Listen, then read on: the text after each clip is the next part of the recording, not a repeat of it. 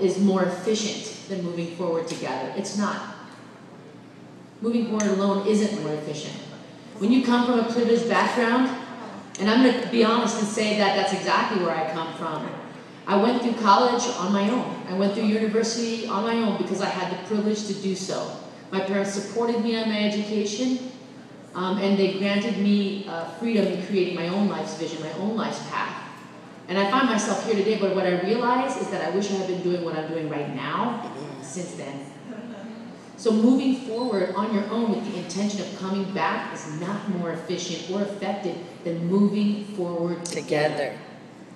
And in order to do that, we need to become aware of taking inventory of who you're hanging out with. Who are you around? Look at the person to the right, the person to the left. They come from a community.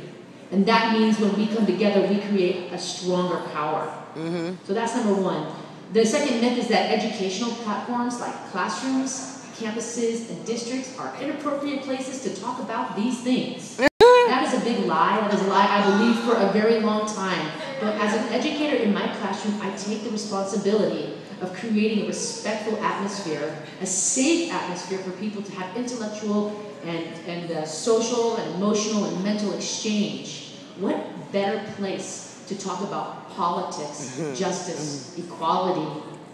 What better place? So find your stage in any one of those places. Your classrooms, your campuses, your district, wherever you're at. Your square, your plaza, wherever you are occupying at that moment. And do that. Speak out. Connect with each other and stay plugged in. It's hard. The third myth is that if you can't change everything, really, what's the point of trying to change anything? Bernardo Overstreet is a psychiatrist, or was a psychiatrist, and a revolutionary really in her own right, and a poet. And she had this to say about those things. She had a conversation with somebody who basically said, why bother doing anything if you can't accomplish everything? It was inspirational, that sad statement. And she went home and she wrote this poem. You say the little efforts that I make will do no good.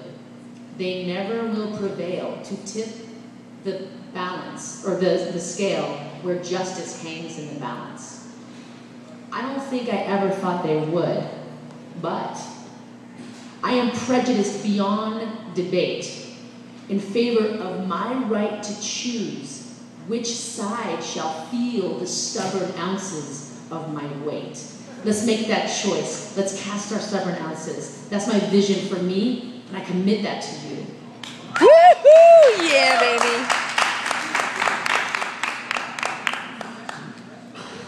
They say poetry is the language between the material and the spiritual that takes us directly into that.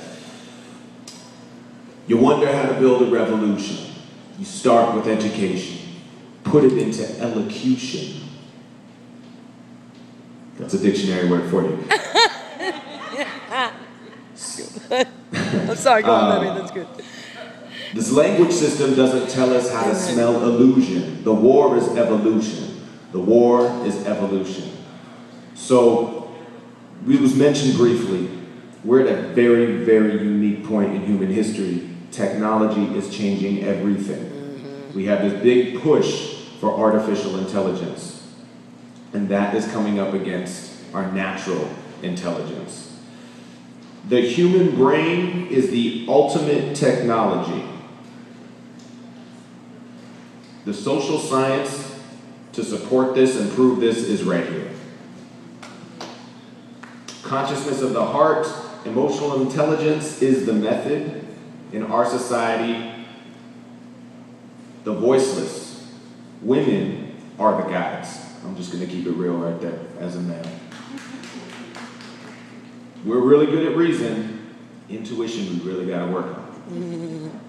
As a collective, we must listen and study all the variables. So the future is right here. We're the scientists, we're the researchers into our own feelings, experiences, and decisions.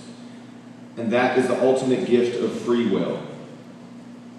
So let's start by educating our youth to think with their hearts. All right. We start by letting them think with their art. The left and right brain cannot function apart. It's not hard to talk smart. All right.